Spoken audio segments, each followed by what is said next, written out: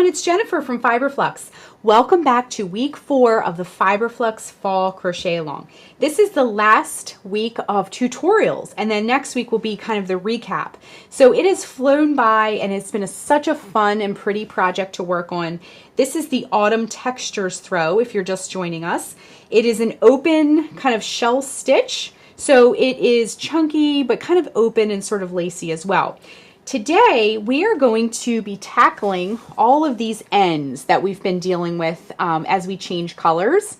And we're also, if you're interested, it's totally optional, we're going to put tassels on our blanket as well. So you could leave those off or you could put them on. I think they're really fun. So I'm going to walk you through how to do that. No fancy tools needed, just your hands and a pair of scissors are all you need, and of course, some of your yarn leftovers. So we're going to be doing those two things today. To recap what we've done so far, week 1 we talked about sizing and the supplies needed. Week 2 we learned how to do this really pretty open shell stitch sequence. Week 3 we learned how to change colors, and I talked a little bit about how many rows I did for each color, the order of the colors that I did for the stripes. And again, today we're going to take care of weaving in the ends, and we're going to work on some optional tassels if you like as well.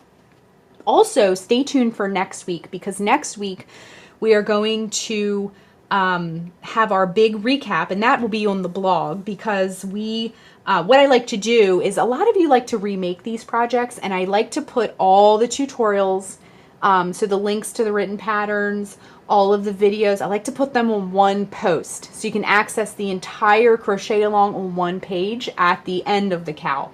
So we go through it piece by piece, but at the end I like to just bring everything together on one post so you can access it at any time, even after the crochet along is over. It's just on one handy page. So next week will be that on the blog, and I'll share here on YouTube, I'll share that link as well. So let's get going on the finish work and the tassels, and we're going to have a gorgeous blanket when we're finished. One more thing I want to mention before we jump in, be sure and join our Ravelry group and our Facebook group, and that is our community of cowl makers. The links are down below, and that is a place to share your work. You can show off pictures, ask questions. A lot of people ask for people's opinions, like, what do you think about these two colors together, and things like that. So hop on over there. It's a wonderful community. And if you're on social media, be sure and use the hashtag FiberFluxCowl to share your work. So let's get started. So for today, we just need a tapestry needle and a pair of scissors. You'll also use the scissors later when we do the tassel.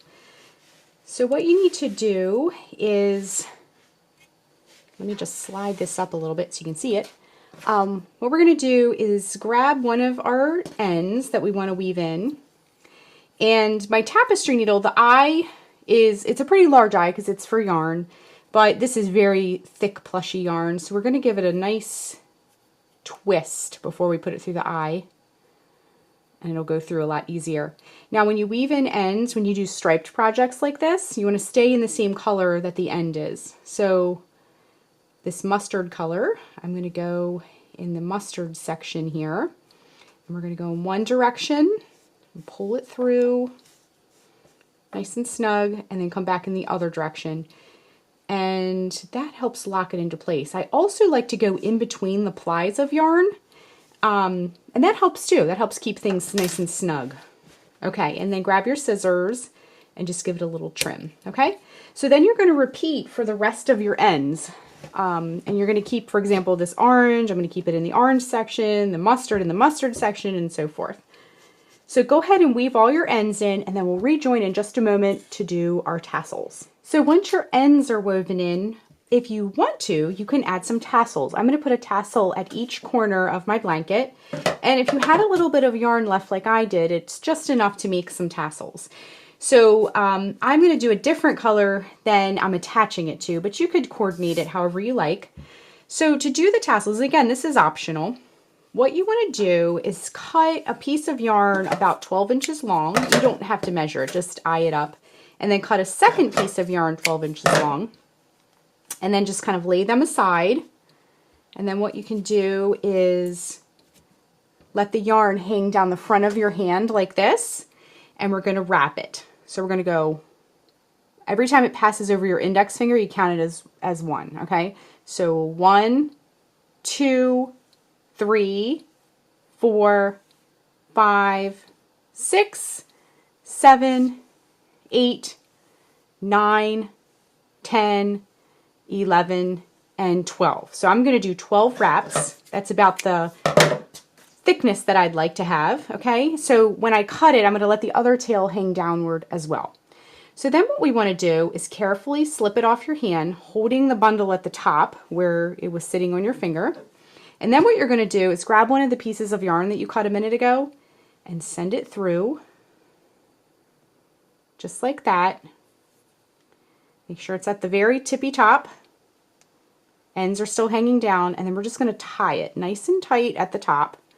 So tie it really tight, tie it again, and then you'll have your little bundle.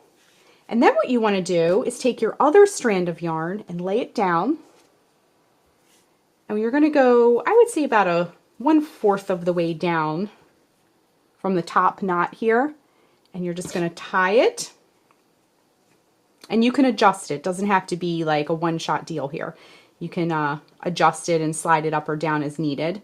And then just tie it really nice and snug and tie it again. If this is going to be a blanket that gets used a lot, you want to make sure everything's nice and secure, because blankets can get dragged around the house, they're thrown around, they go through the wash. Okay, so what I want to explain here too is where I tied it. If you notice here how this one piece is laying down nice and flat, but this other piece that I tied is sort of sticking up, it doesn't look as nice. I'm going to take my tapestry needle and I'm going to go up under this band that we just created and just kind of get it out of the way. Okay, so just pull it through like that and it'll like help it lay down. Okay, the next thing we want to do is flip your tassel over, grab your scissors, and then we're going to cut all these loops. Okay, just like that. So all the loops that you see, just give them a nice cut. And then we're going to smooth everything down and cut across so everything's nice and straight.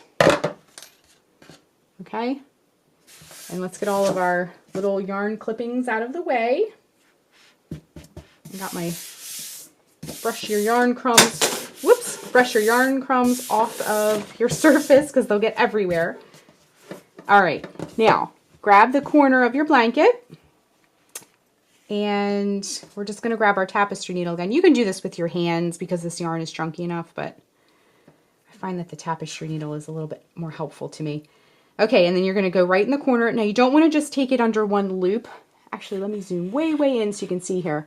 You don't want to just take it under one loop like that, because as your tassel is used and hangs down, it'll distort it. It'll kind of pull that loop out too far. So you want to take it through a stitch or a couple of loops, okay? So I'm kind of going in a little bit with mine, and you want to pull it through and then get it to lay nice and flat right at that corner, and then we're going to tie it on. We're going to tie it once, tie it twice, and I'm going to go a third time just to make sure. Okay? So now you have your tails, and the problem here is we can't weave them into the gray area. Actually, let me zoom back out here. We can't weave them into the gray area because it will show. It'll just be these orange lines through our work. So the easy way to weave in ends with a tassel is to grab your tapestry needle again, and then take it through the middle of your tassel. Make sure you get up under that band again and just pull it through. And we're going to fix this and make it look nicer in a second. And then do the same thing with the other one.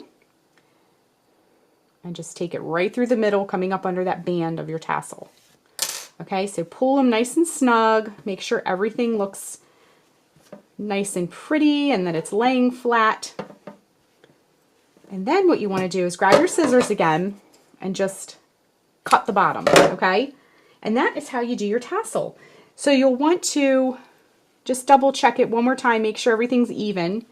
But that's it. That is how you do an easy tassel using just your hands, no fancy tools needed, and attach it easily to your work. So repeat for the rest of your corners if you are doing tassels like me. And you know what? I'm going to cut this. One little one is just sticking out a little bit too much for my liking. There we go.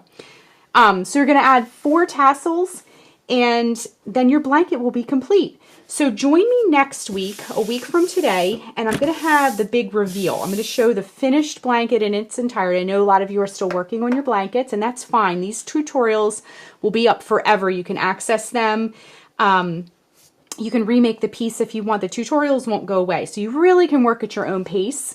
But next week, I'm going to do the big reveal and recap. So what I do is I do a post on the blog, and I'll share it here on YouTube, the link to it, so you'll have it.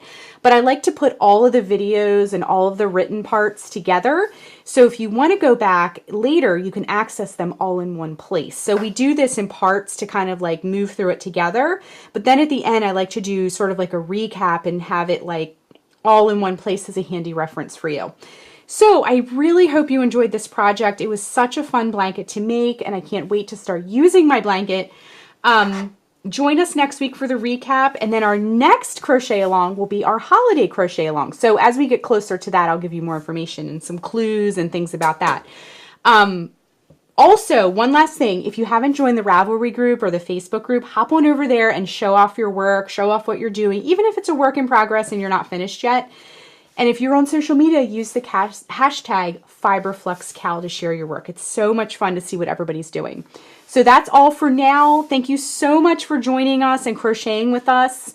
And I will see you next week on the blog for the big reveal and recap. Thanks so much for watching, and be sure and click the subscribe button to get all the latest FiberFlux video updates. Thanks again.